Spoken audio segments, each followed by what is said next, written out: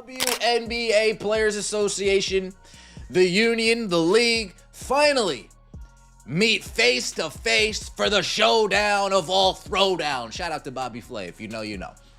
Head to head, talking CBA, negotiating a deal, and it went exactly as we expected it. The WNBA is juggling chaos with no safety net, and the flames are rising fast.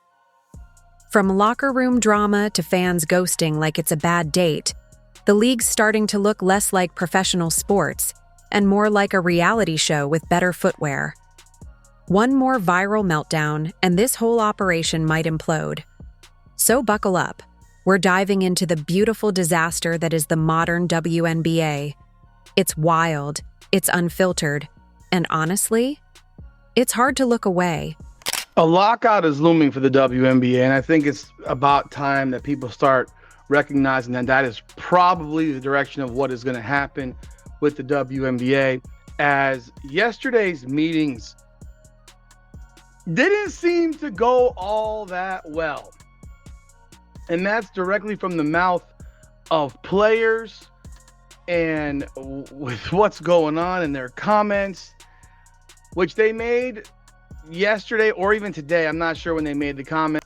These players are strutting around like they're saving the universe, but it's giving more daytime soap than superhero saga. Somewhere along the line, marketability got swapped out for maximum drama. And now the WNBA Players Association seems more focused on pushing personality over performance. It's not basketball.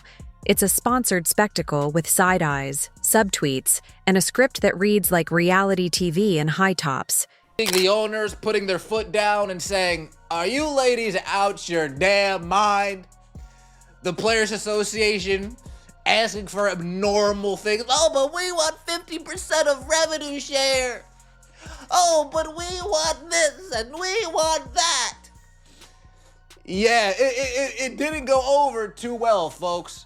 It didn't go over too well. And with every statement that we hear from the Players Association, from their representatives, from their executive director, and every non-statement we hear from the league, it just continues to kick this can down the road, heading toward a WNBA lock. At this point, it's less about basketball and more like a group therapy circle with a scoreboard. Every pick and roll is served with a side of bitterness, passive-aggressive interviews, and cryptic subtweets.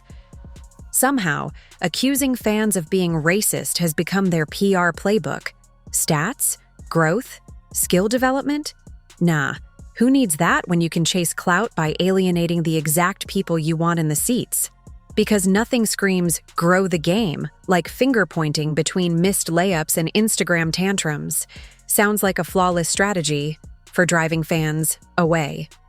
We have all been wondering, what are these players' demands in these CBA negotiations? What are they asking for? Are they asking for Rolls Royces? Are they asking for Jason Tatum contracts?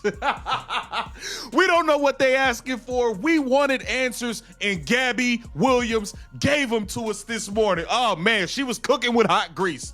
Gabby Williams was cooking with hot grease.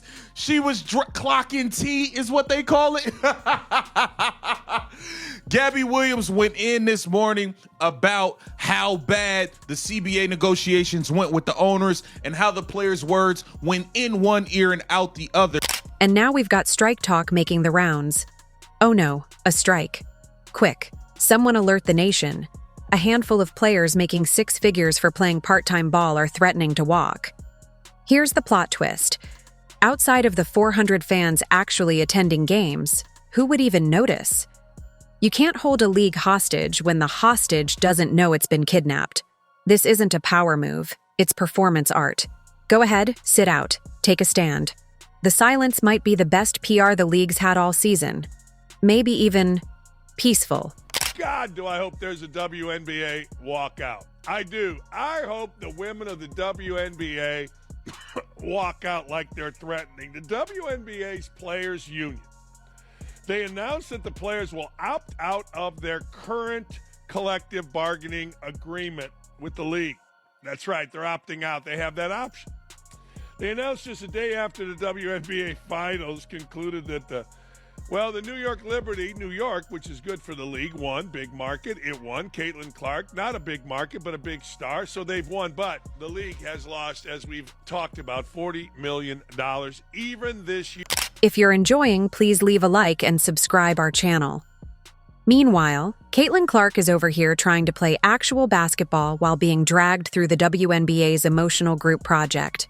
She's dealing with elbows, cold shoulders, media frenzy, and now she's expected to weigh in on CBA negotiations? Absolutely not. Caitlyn, stay away from the table. That negotiation room is less about policy and more like a Real Housewives reunion with sneakers and union reps. The energy is toxic, the agendas are personal, and the air is thick with jealousy marinated in self-importance. Imagine sitting next to players who treat success like it's a limited resource, who act like every sold jersey not bearing their name is an insult, who show up to media day with a chip on each shoulder, a third eye for imagined slights, and a group chat ready to explode over the tiniest compliment paid to someone else. Caitlyn Clark should be playing golf in peace before sacrificing her sanity for a league that seems more committed to cannibalizing its future stars than celebrating them. And let's not pretend it's all sunshine inside the union itself. The president of the WNBA Players Association can't even keep peace in her own locker room. There are sitcoms with more harmony than what's going on over there. Disputes, drama, passive-aggressive shade. It's a miracle they even play games in between episodes of the never-ending ego war. You see from all these different interviews is there's a certain lack of understanding of business. And while I will always champion for people to get as much money as they possibly can, and they should fight for every dollar that they possibly can, they need to have some level of leverage and information that proves their stance, proves that they earned this compensation that they are so very much. When your leader is beefing with teammates, maybe it's time to reevaluate your movement. Because the optics aren't screaming solidarity.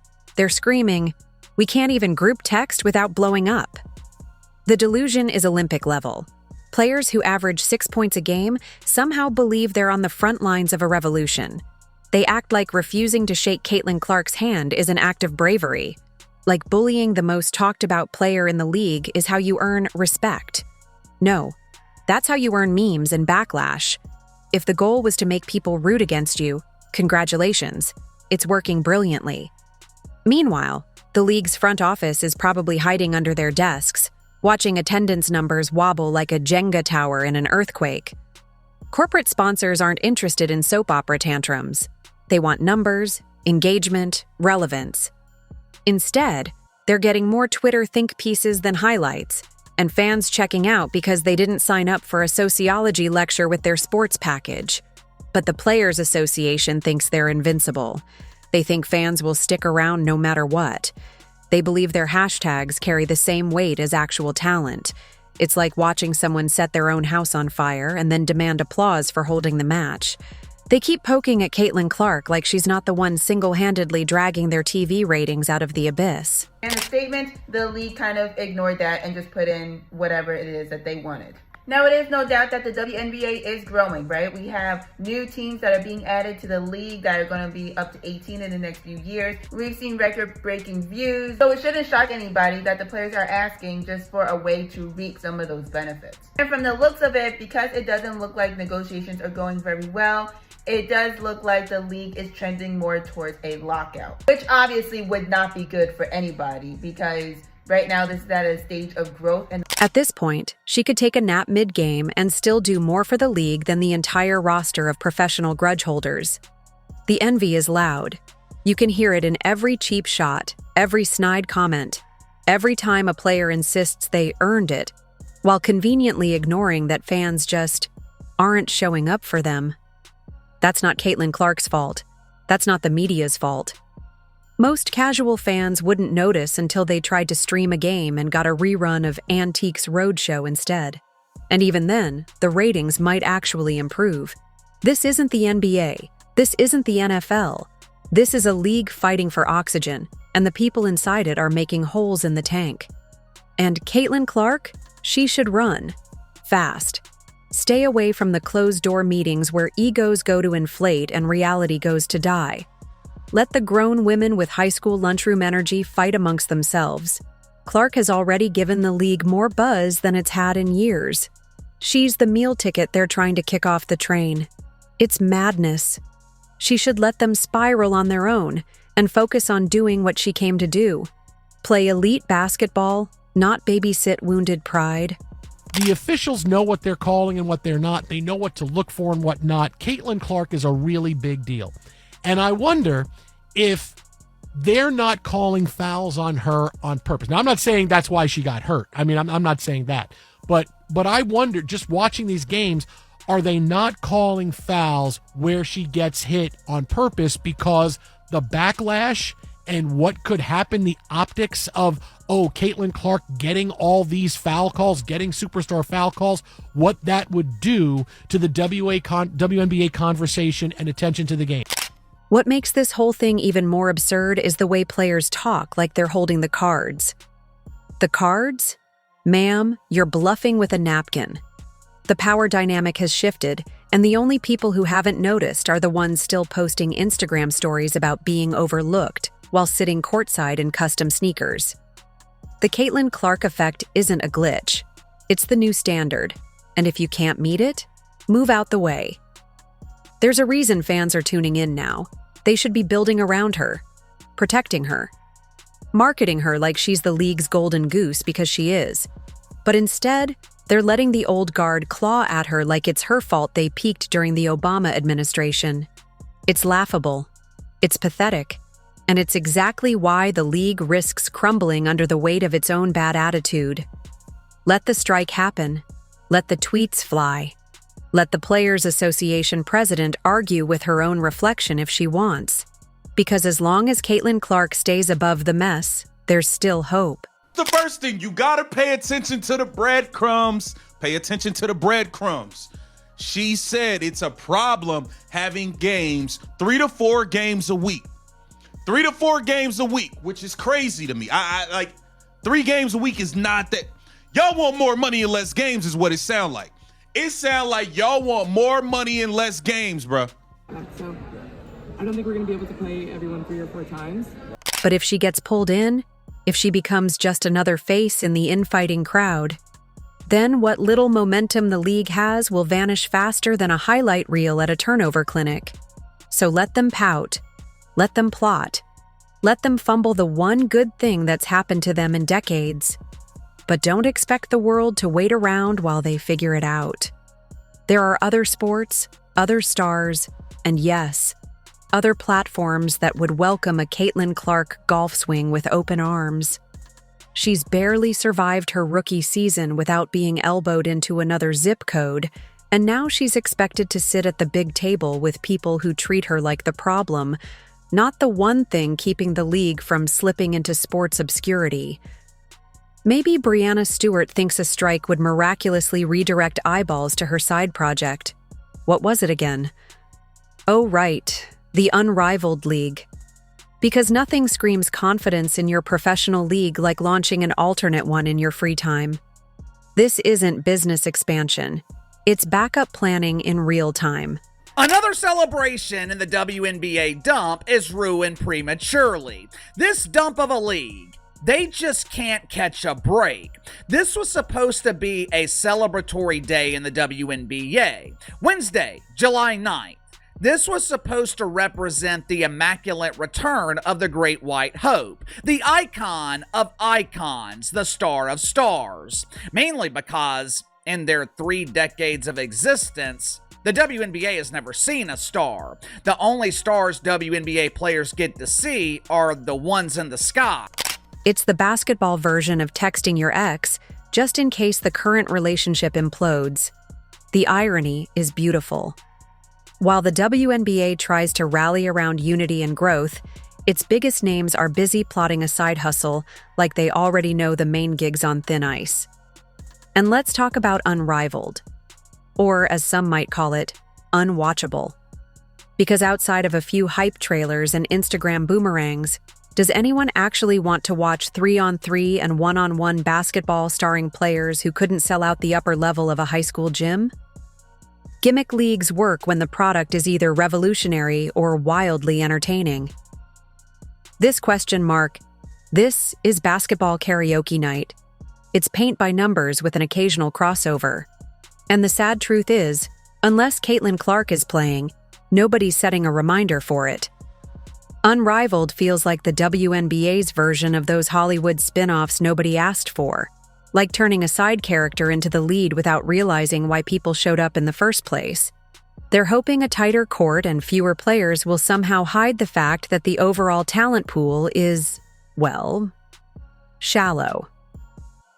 Highlight reels of missed layups and one-dribble pull-ups aren't exactly setting the internet on fire.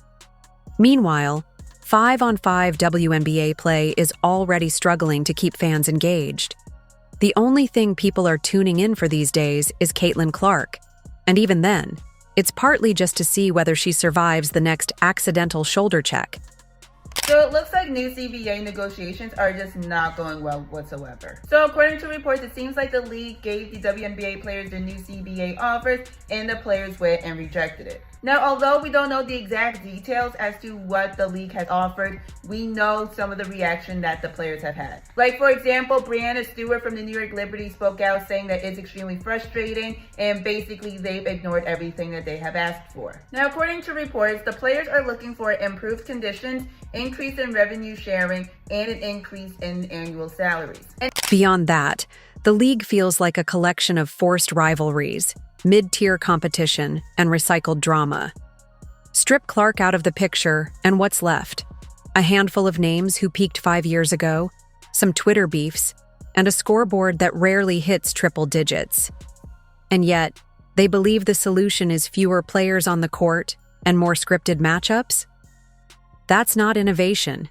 There's this baffling delusion that if you change the format, you'll fix the narrative.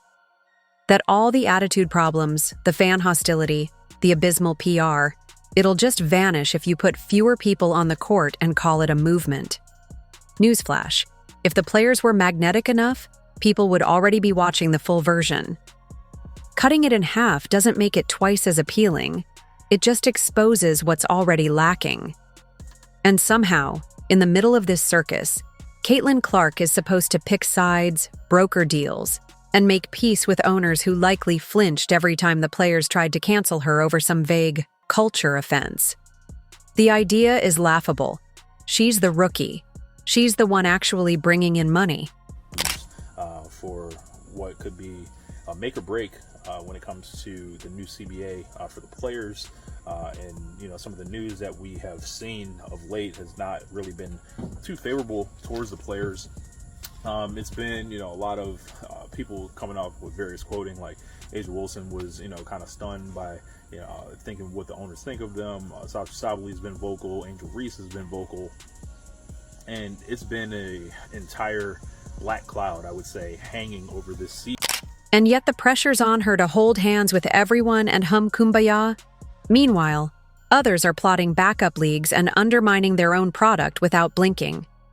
It's not just chaotic. It's self-sabotage dressed in Unity merch. What these players don't realize is that fans aren't here for the politics, the infighting, or the 1,000th subtweet about respect. They don't even want to watch WNBA 5v5 unless Clark's name is on the screen. That's the cold truth no one wants to say out loud. The entire infrastructure is leaning on one player's shoulders while the rest act like they're doing her a favor. The entitlement is outrageous. The hypocrisy is blinding. And the strategy? It's basically a Hail Mary with no quarterback. Keep Caitlyn Clark out of the negotiations. Keep her out of the gimmick leagues. Let the whiny crowd do their dance while she focuses on the one thing that still matters: playing actual, watchable basketball. Because if she goes, it's game over. Literally. If you enjoyed leaving a like and subscribing, more videos are on the screen now.